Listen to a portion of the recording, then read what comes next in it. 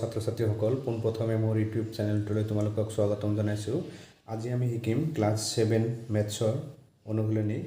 3.1 3.1ৰ আমি 1 নম্বৰৰ অংকটো চাওঁ। 1 নম্বৰত কি আছে, প্ৰথম 10টা স্বাভাৱিক সংখ্যাৰ গড় আৰু প্ৰসাৰ নিৰ্ণয় কৰা। এতিয়া স্বাভাৱিক সংখ্যা আমাৰ কি আছিলে? স্বাভাৱিক সংখ্যা আমাৰ 1ৰ পৰা ষ্টাৰ্ট হয়। 1 2 3 4 5 6 7 8 9 10 এনেকৈ আমি 10লৈকে লিখিম। আৰু গড় বা মধ্যমান কেনেকৈ ওলায়, আমাৰ আছিলে যে মুঠ ৰাশিৰ সমষ্টি ডিভাইড মুঠ ৰাশিৰ সংখ্যা। আৰু আমাৰ যিটো প্ৰসাৰ নিৰ্ণয় কৰিব দিছে, এইটো আছিল যে আটাইতকৈ ডাঙৰ সংখ্যা যিটো থাকিব, সেই আটাইতকৈ ডাঙৰ সংখ্যাৰ পৰা আটাইতকৈ সৰু সংখ্যাটো মাইনাছ কৰি দিলে ইয়াৰ আনচাৰটো ওলাব। অনুশীলনী 3.1ৰ 1 নম্বৰ অংকটো চাওঁ। আমাৰ 1 নম্বৰত আছে প্ৰথম 10টা স্বাভাৱিক সংখ্যাৰ গড় আৰু প্ৰসাৰ নিৰ্ণয় কৰিব লাগে।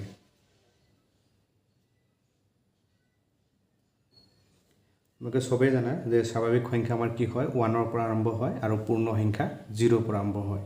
স্বাভাৱিক সংখ্যা কি হয়, 1ৰ পৰা আৰম্ভ কৰি অসীমলৈ গৈ থাকিব আৰু পূৰ্ণ সংখ্যা 0ৰ পৰা আৰম্ভ কৰি অসীমলৈ গৈ থাকিব। তাৰ ভিতৰত আমাৰ কি কৈছে, প্ৰথম 10টা স্বাভাৱিক সংখ্যা লিখিব দিছে। তো আমি এনেকৈ লিখি ল'ম যে প্ৰথম 10টা স্বাভাৱিক সংখ্যা হ'ল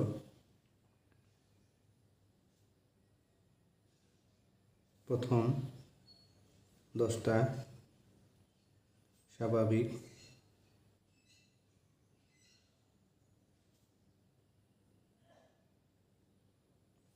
সংখ্যা হ'ল, প্ৰথম 10টা স্বাভাৱিক সংখ্যা কি কি হ'ব, যে 1ৰ পৰা আৰম্ভ হয়। 1 হ'ব, 2 3 4 5 6 7 8 9 10 প্ৰথম 10টা স্বাভাৱিক সংখ্যা আমাৰ এইটো হ'ব। তাৰপিছত কি কৈছে, সংখ্যাৰ গড়। এতিয়া আমাৰ সংখ্যাটোৰ গড় নিৰ্ণয় কৰিব দিছে। আমি লিখিম এতেকে সংখ্যাবোৰৰ গড়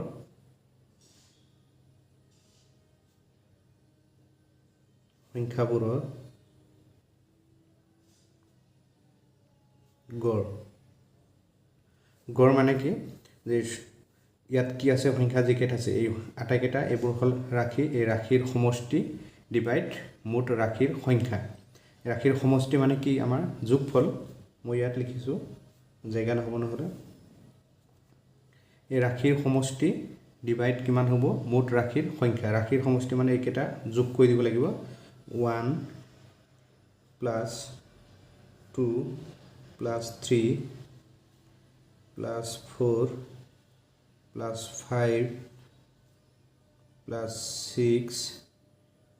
+ 7 + 8 + 9 + 10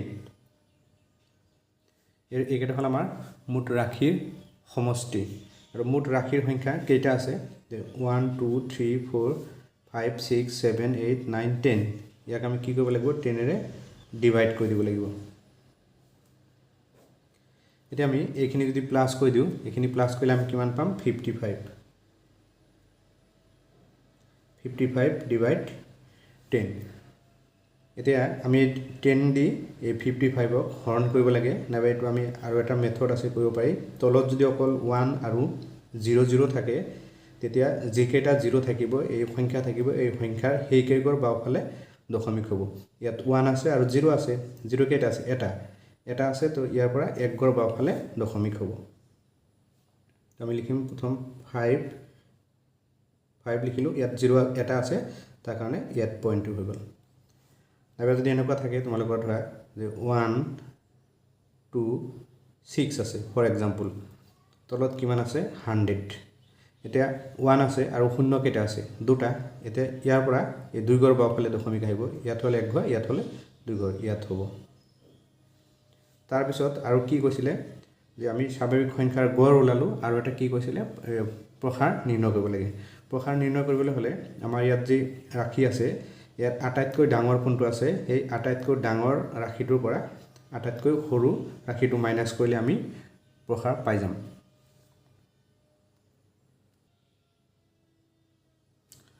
আৰু প্ৰসাৰ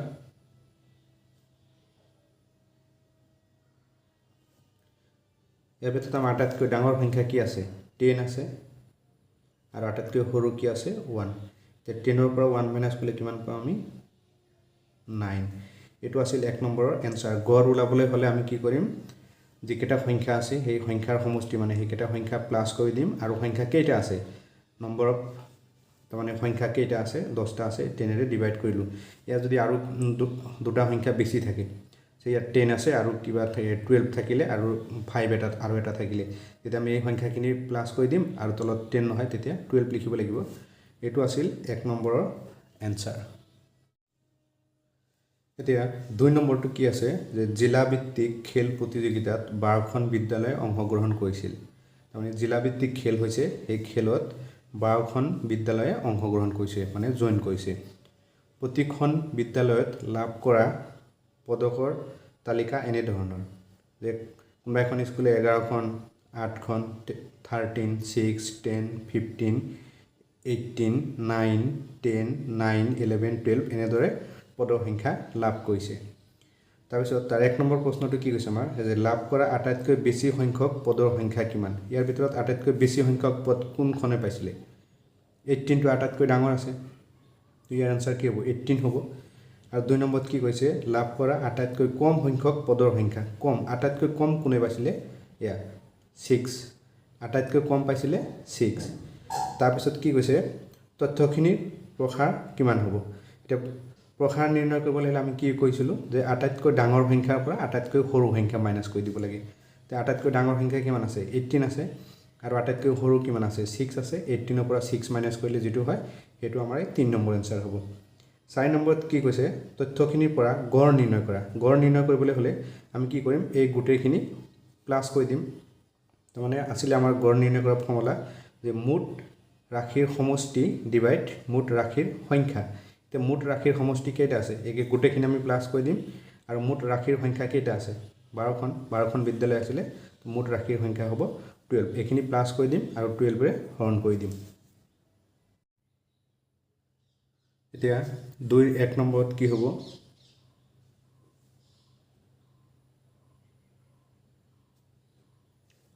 2 1 নম্বৰত কি কৈছিলে যে লাভ কৰা আটাইতকৈ বেছি সংখ্যক পদৰ সংখ্যা তো আমি লিখিম যে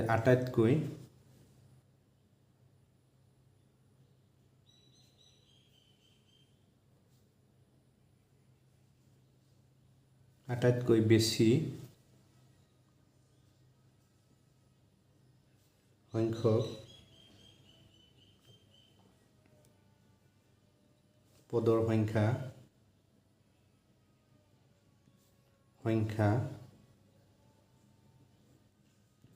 কিমান আছিলে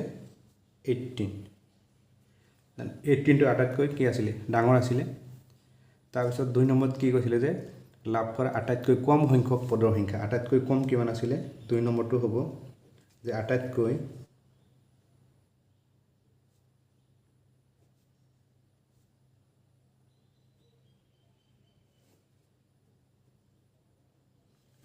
কম সংখ্যক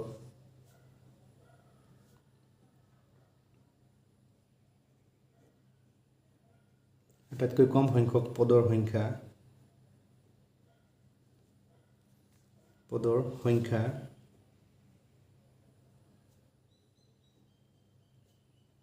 আটাইতকৈ কম কিমান আছিল আমাৰ 6 আছিল এটো হ'ব 6 তাৰ পিছত 3 নম্বৰত আছে 3 নম্বৰত আছিল তথ্যখিনিৰ প্ৰসাৰ নিৰ্ণয় কৰা তে প্ৰসাৰ নিৰ্ণয় কৰিবলৈ হলে আমি কি পাইছিলো যে আটাইতকৈ ডাঙৰ সংখ্যাৰ পৰা আটাইতকৈ সৰু সংখ্যাটো মাইনাস কৰি দিলে কি হ'ব আমাৰ এই প্ৰসাৰ ওলাব ঠিক আমি লিখিম তথ্যখিনিৰ প্ৰসাৰ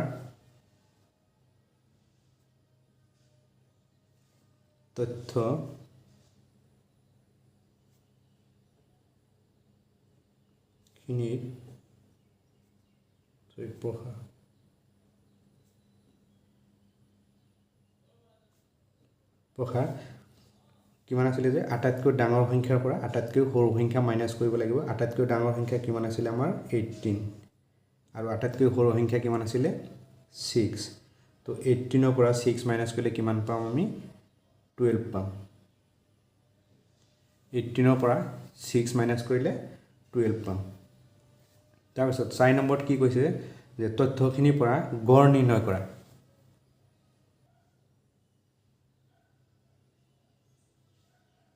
এতিয়া আমি লিখিম তথ্যখিনিৰ গড় 4 নম্বৰ এনসাৰ তথ্যখিনিৰ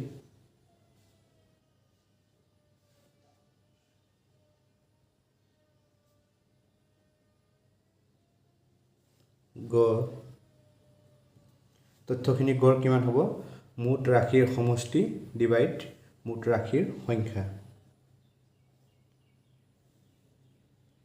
এইখিনি আমি প্লাস কৰি দিম কিমান আছিল আমাৰ 11 plus 8 plus 13 plus 6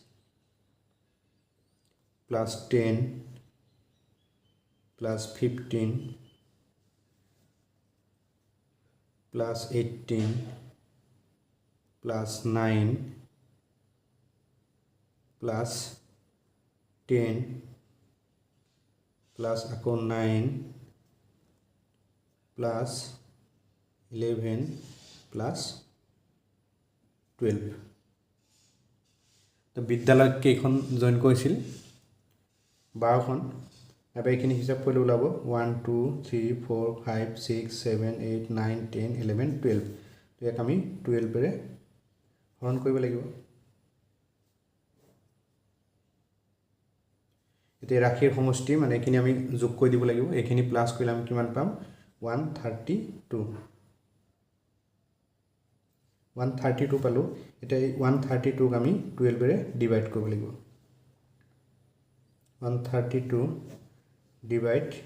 12 কিমান যাব এবাৰ যাব তাৰ পিছত কিমান হ'ব 12 1 নামি আহিলে 3 পৰা 2 মাইনাস কৰিলে 1 আকৌ 2 কিবা যাব এবাৰ যাব মানে 12 এবাৰ তোমালোকে সৰু গৈ ল'ব পাৰা আমি কিমান পালো 11 বাৰ গ'ল তো তথ্যখিনি গড় কিমান পালো আমি 11 এটো আছিল 2 নম্বৰৰ এনসাৰ এবাৰ আমি 3 নম্বৰটো চাও 3 নম্বৰত কি কৈছে এজন ছাত্ৰই যোৱা মূল্যায়নত লাভ কৰা নম্বৰৰ তালিকা তলত দিয়া ধৰণৰ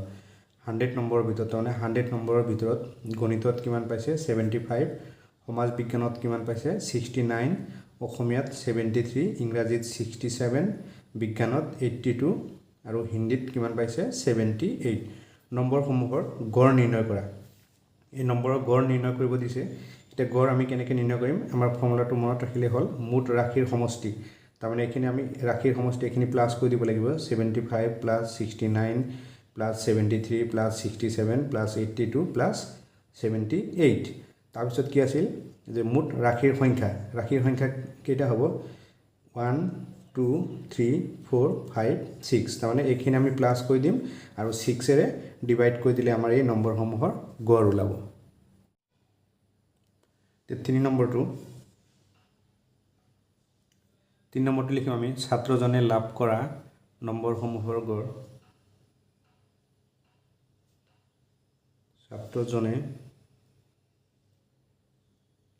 লাভ কৰা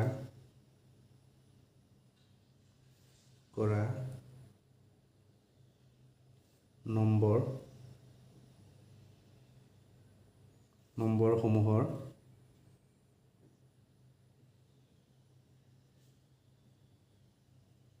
গড়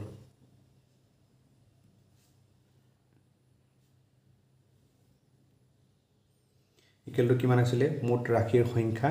ডিভাইড বাই কিমান আছিলে মুঠ ৰাশিৰ সমষ্টি ডিভাইড মুঠ ৰাশিৰ সংখ্যা মুঠ ৰাশিৰ সমষ্টি মানে ৰাশিকেইটা প্লাস কৰি দিব লাগিব গণিতত কিমান পাইছিল 75 প্লাস সমাজ বিজ্ঞানত কিমান পাইছিল 69 প্লাস অসমীয়াত কিমান পাইছিলে 73 প্লাস ইংৰাজীত কিমান পাইছিলে 67 প্লাস বিজ্ঞানত 82 প্লাছ হিন্দীত 78 এতিয়া মুঠ ছাবজেক্ট কেইটা আছিলে সেইটো হ'ব আমাৰ মুঠ ৰাশিৰ সংখ্যা 1 2 3 4 5 6 6 আমি ডিভাইড কৰি দিম এতিয়া এইখিনি আমি প্লাছ কৰিলে কিমান পাম 444 444ক আমি কি কৰিব লাগিব 6 এৰে ডিভাইড কৰিব লাগে 444ক আমি 6 এৰে ডিভাইড কৰিব লাগে 6 যাব কিমান 4ত না যায় এই দুটা ললে কিমান হ'ব 6 * 7 কৰিলে কিমান হ'ব আমাৰ 42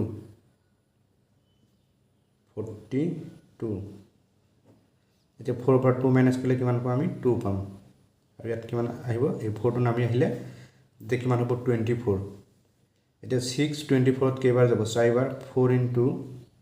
* 6 কৰিলে কিমান পাম আমি 24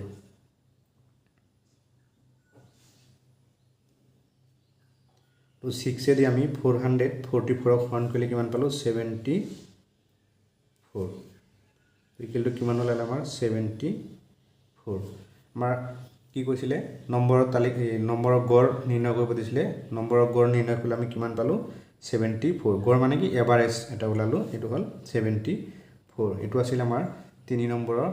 এনসাৰ